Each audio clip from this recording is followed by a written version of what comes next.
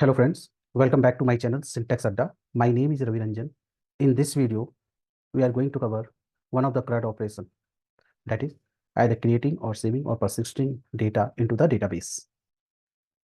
In the last video, we saw how we can create an employee entity class, so that we created, right? So just a quick recap. So what all things we have? We have the SQL server, right? Where we are connecting with the dev user, connection user, right?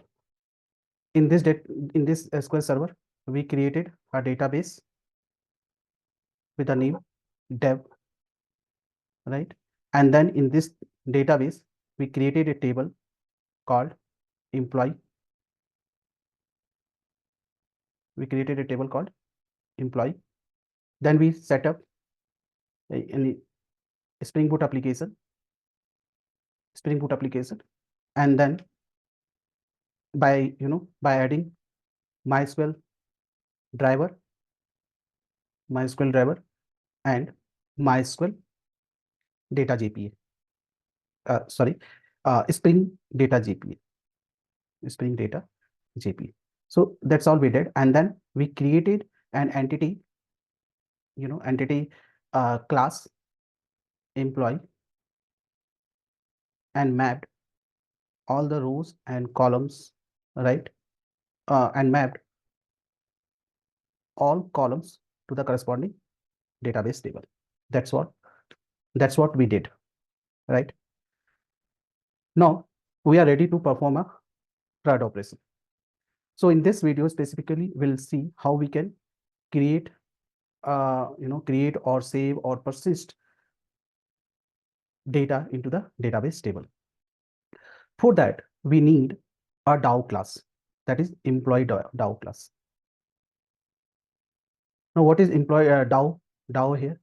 So DAO is data access object. Okay, so usually what it does, when we use data access object, right? So this data access object will be responsible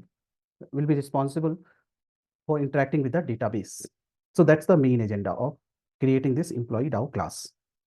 So let's understand this way.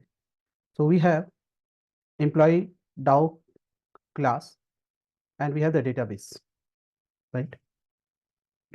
So how this DAO class will interact with the database? For that, DAO class implementation, DAO implementation class will need JPA entity manager. Just understand this. So DAO will need entity manager. What is this entity manager? So this is provided by a JPA, right? So we can say this is the helper class which is provided by JPA, which will manage the data source and other important stuff. So it will manage the data source, right? And then other important stuff to interact with the database. So from where these two things are coming, right? How these things are automatically configured in our Spring Boot application. So based on the application.properties and the pom.xml, right? So these two things gets automatically configured. So entity manager and data source. So data source, in the application dot properties, we had provided the URL, the username, password, right? So this data source will have the connection information, which will be used by entity manager to connect with the database. And this entity manager class will be provided by JPA, and it will be automatically registered or created by Spring Boot application when we add a dependency in pom.xml. So that's the main concept. So always remember, when we are going to create an employee DAO here, right? So that will be interface. So we'll need to provide an implementation of this DAO class, right? Which is going to use the entity manager, right? And that entity manager will help in interacting with the database and perform the CRUD operation.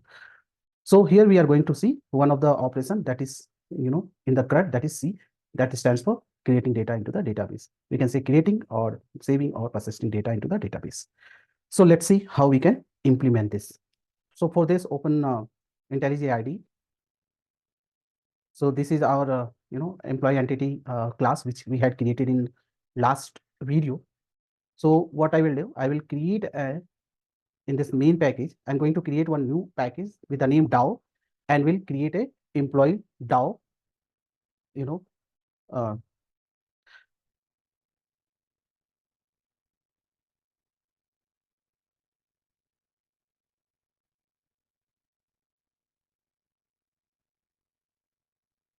you might have heard about entity manager. As we know, entity manager is the helper class which is provided by JPA in order to interact with the database and perform the important stuffs like CRUD operations and other things, right?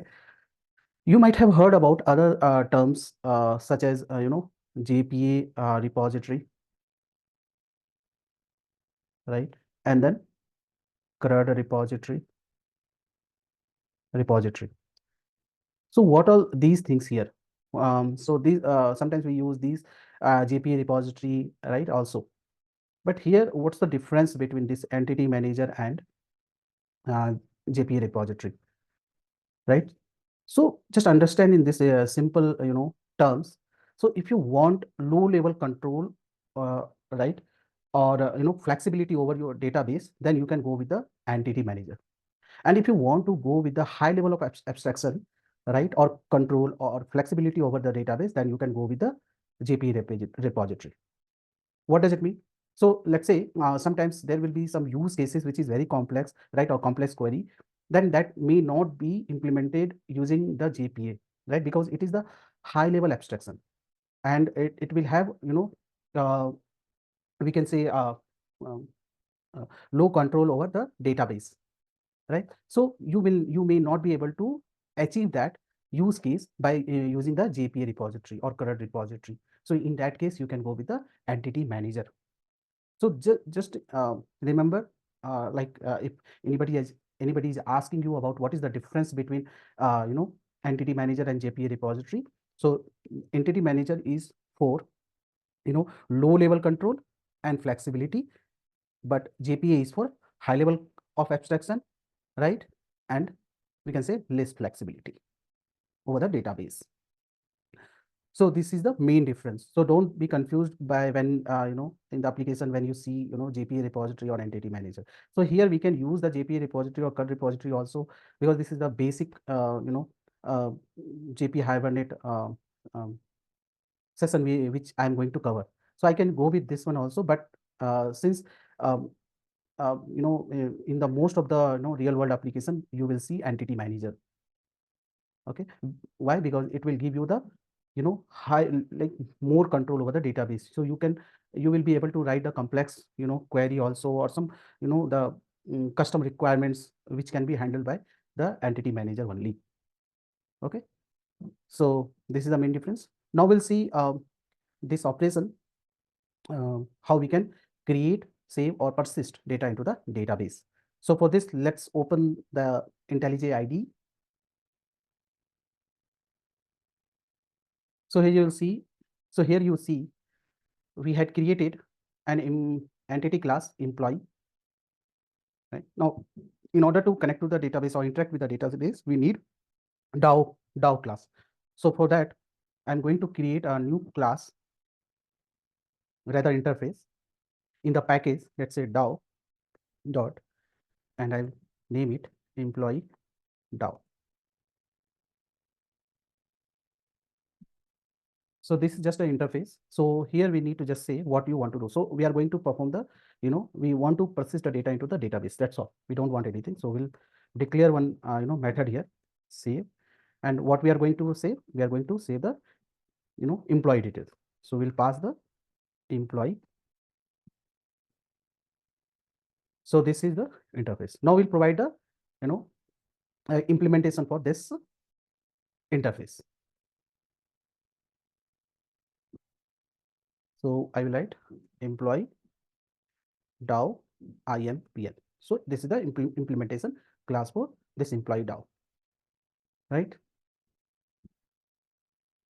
And I will say implements employee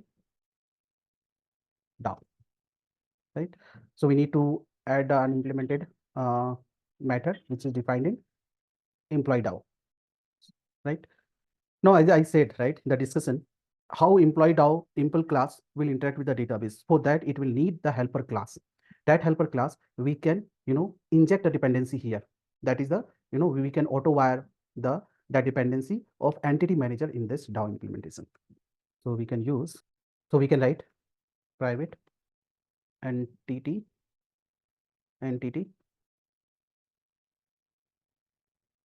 so we can write entity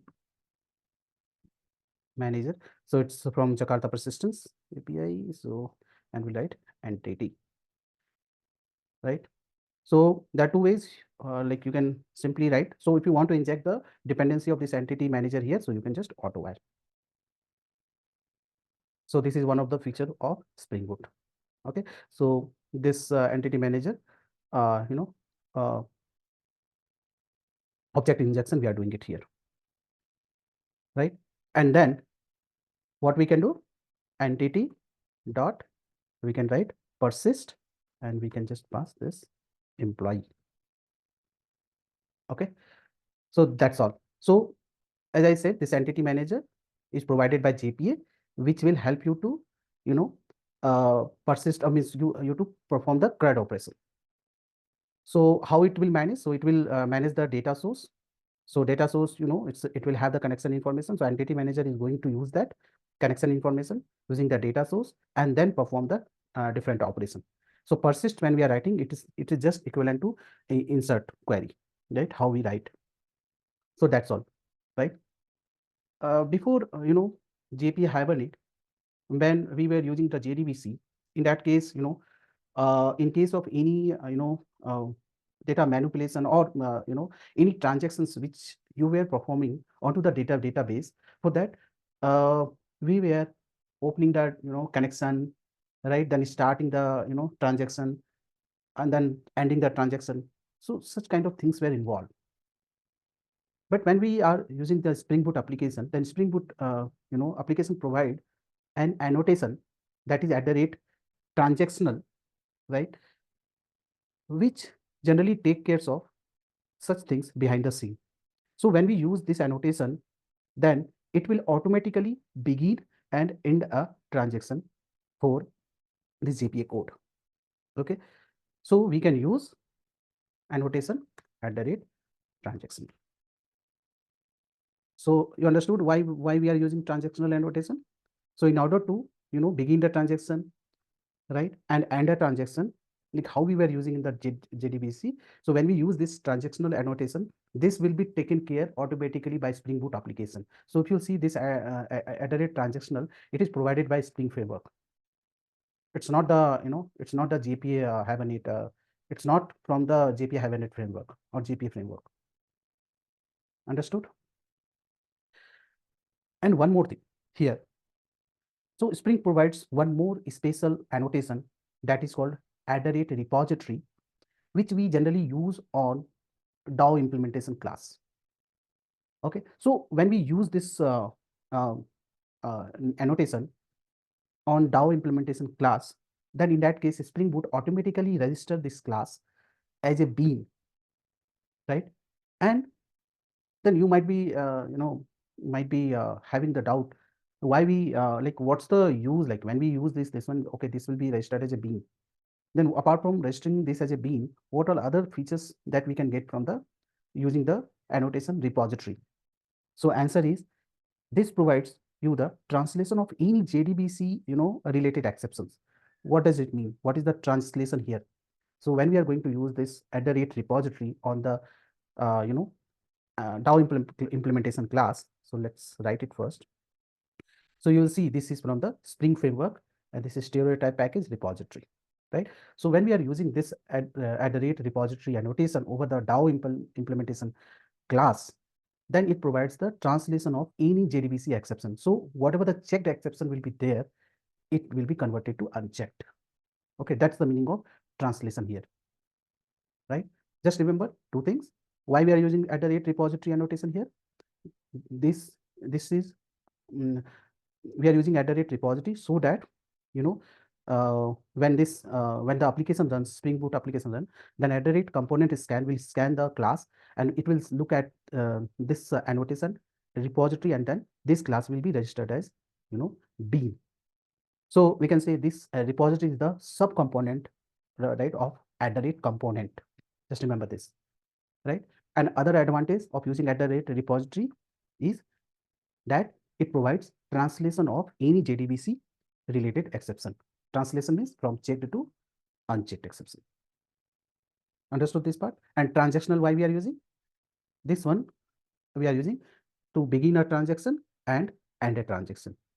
And this is provided by, again, the Spring framework, and this will manage your transaction. Okay, so that's why we use the @transaction. So now we have this CRUD, now we have this DAO class and its corresponding implementation. Now how we can just test this application? Now how we can actually save or persist any employee data into the database table which we had created, right?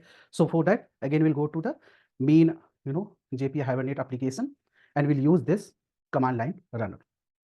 So for the timing, let me comment this out because I'm going to write the same thing again. I'll just copy this part. And instead of passing this string argument, I will pass employee DAO.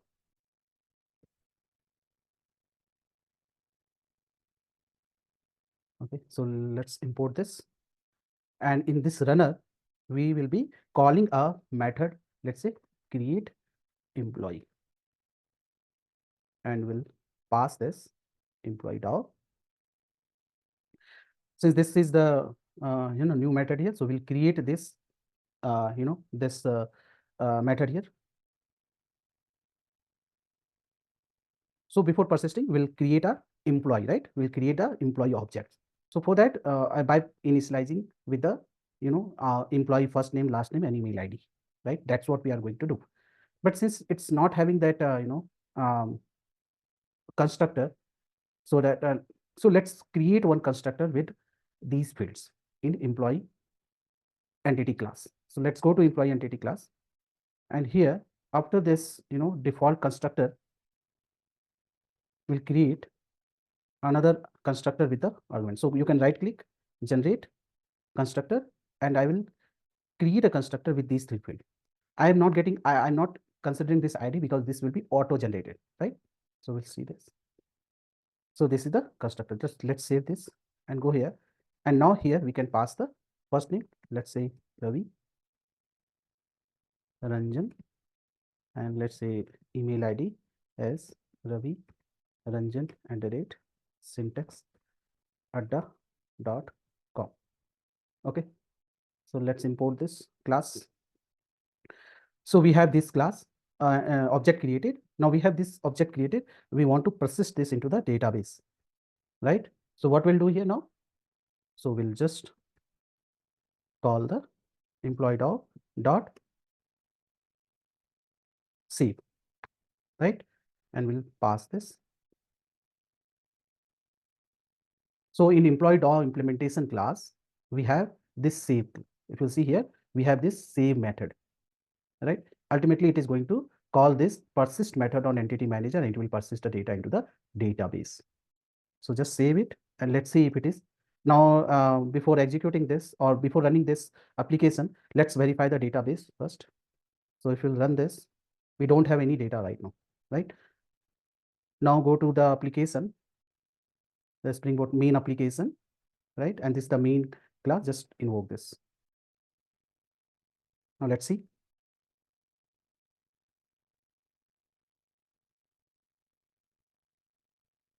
So since we have not added any message, so I think it's executed successfully. Let's see and verify the database. So here you can see, right? The data is persisted into the database, right? So this is the how you can perform, or how you can, this shows how you can save data into the database. Okay, so if you see here, this employee ID, it's starting with 1. Let's create we'll create one more or run this application one more time. I know we don't have any kind of validation on this first name, last name, or these things, but let's run this application again and see what happens. So probably it will add another row.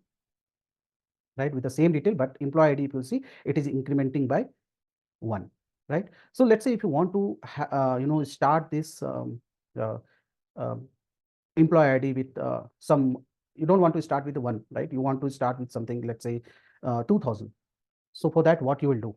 So in that case, what you can do, you can just alter the table, and then you can set the auto increment start point. Okay, so what you can write, alter table, and this is from database dev. So employee, so I'm altering table, and I'm saying auto increment, and I'm going to start with 2000. So let's see, run this. So it's affected. Now I will go and run this application again. Okay, I will just change some details here. Let's say Ashish Ranjan, Ashish Ranjan, let's say this, and then we'll save this and execute this. Go to the database, run this query, and you are able to see here that it's starting from 2000, right? It started. Now again, if I run this, so next value, it should, employee ID should have 2001. So let's run this. So 2001. So this is clear. Now if you want to reset it back to 1, so for what you will do for that? So in that case, you can truncate the table. So I'm just truncating. For the time being, I'm truncating. I don't want all this data. So all the data will be lost, and all the data will be lost with the truncate. So I will just say truncate table dev dot employee. Now let's run this. So it's truncated. Now just run. It should not have any value. Now we'll again run this application.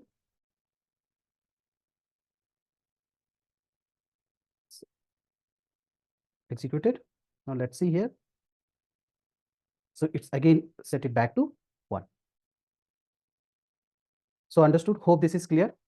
So in this video, we saw how we can persist the data into the database and what all things we need in order to persist a database.